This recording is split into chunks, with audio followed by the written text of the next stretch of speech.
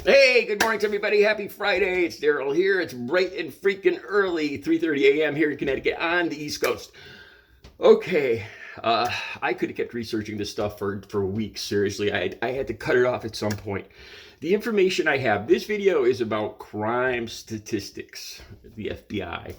And this is the most, this is the most factual, truthful information I could find. And some of it surprised me a little bit. One of the PolitiFact things, I'll have all the links down below. One of the PolitiFact ones kind of surprised me a little bit. All right, so you've probably seen this already. This particular, I'm not sure if it's a tweet or an Instagram post. I think it's an Instagram post. It is an Instagram post. It's been viewed over 4 million times already. It's from the NRA convention last Friday, a week ago.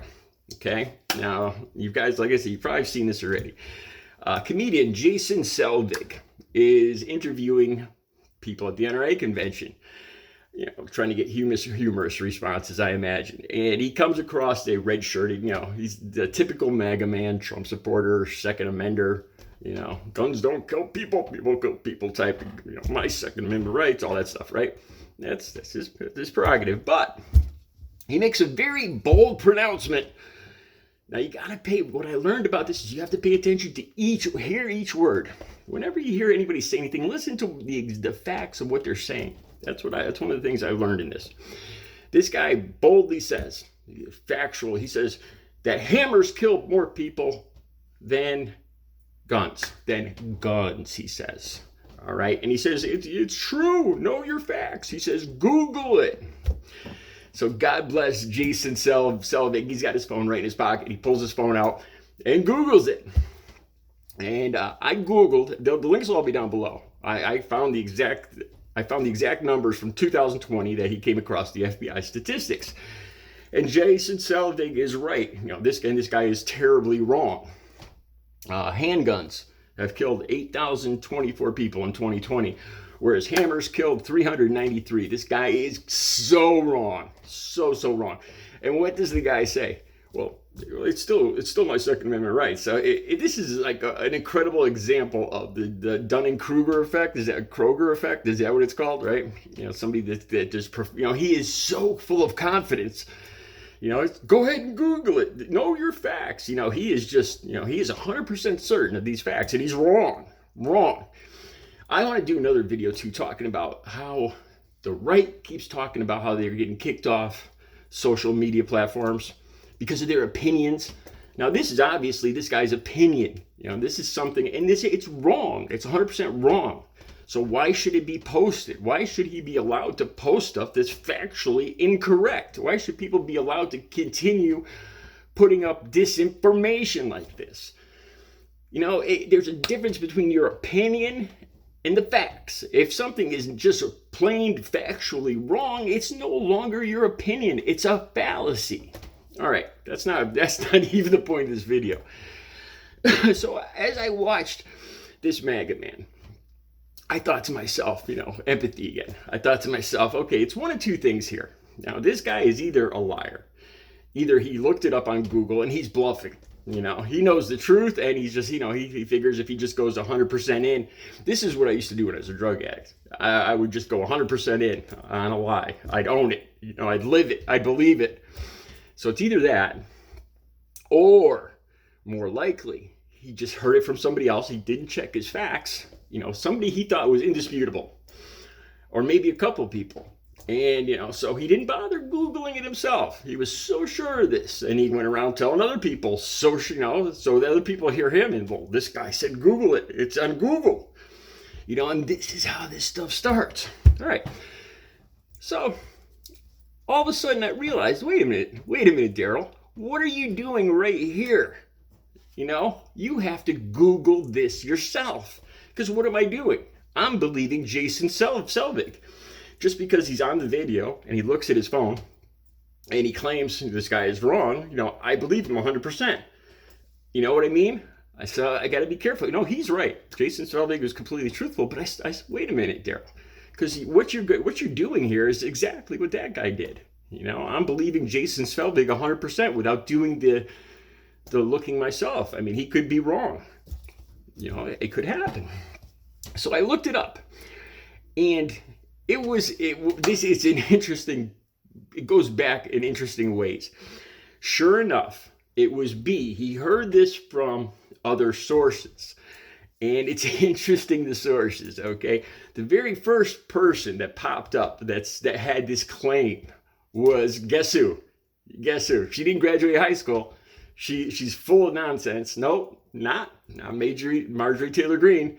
Her sister, Lauren Boebert. Lauren Boebert in March of, I don't know, 2021, not too long ago, about a year ago.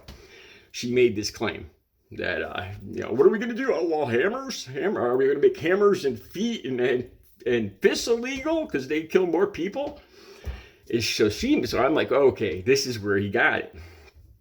And wait a minute, let's keep looking. So I went back and back and back, all the way to 2013.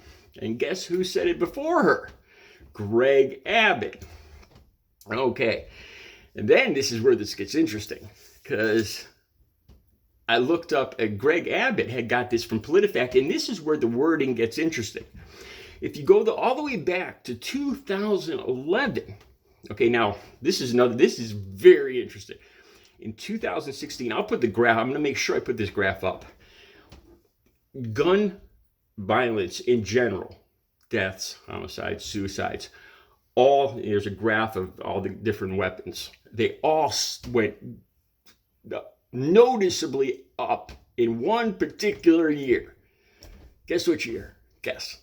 2016. The year Donald Trump took office. You'd think it was, maybe it was when Obama took office or when Obama got reelected, because he was going to take away our guns. Remember that? And no, it was in 2016 when Donald Trump took office. But interesting enough, this isn't about people buying guns. This is gun violence. When started going up in 2016, and it's been going up since. I'll make sure I put that graph out. But okay, so Greg Abbott makes a claim about rifles now. He says hammers kill more people than rifles, and he said this in 2013. And I'll put the link to PolitiFact. PolitiFact said, true. What? And this is where you start taking things apart. What things have been called, the rise of this one particular weapon that's been used as of late, what it was called back then, what the FBI is labeling as handguns. There's one interesting statistics that handguns is about over 8,000 deaths on them. And they're listed as just firearms, which would be all handguns included, handguns, rifles, shotguns, firearms, is lower. Is 4,000. So this is kind of like it's an anomaly, a mistake, really, because handguns are a subset of firearms overall. So it's kind of a mistake in what I would call a mistake in labeling. Really, if this was done correctly, firearms should be the overall top category with the most numbers, and then subdivided into handguns, rifles, shotguns, and it's not. Handguns are by far listed as the top cause. So going back to 2011, the weapons listed as rifles killed 323 people in 2011. Blunt objects and hammers killed 496 people. So this is where this all started. It was with a kernel of truth.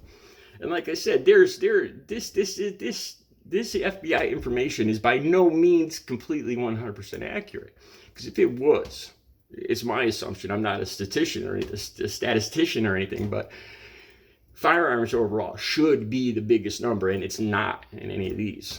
So I assume the FBI agents are coming on scene and just saying, okay, that's a firearm, or some of them will call it a firearm, some of them will call it a handgun, and they really should get their, I'm guessing this is what's happening here. But this is where it started, and from 2011, but in 2011, let me just say this, the same year that hammers actually did cause more deaths than rifles, handguns that year killed 6,220 people, far more than hammers. Listed overall as firearms, now see, this time it's right. It says 8,583. 8,583 people killed from firearms in 2011. Hammers, 496. It's all in the wording.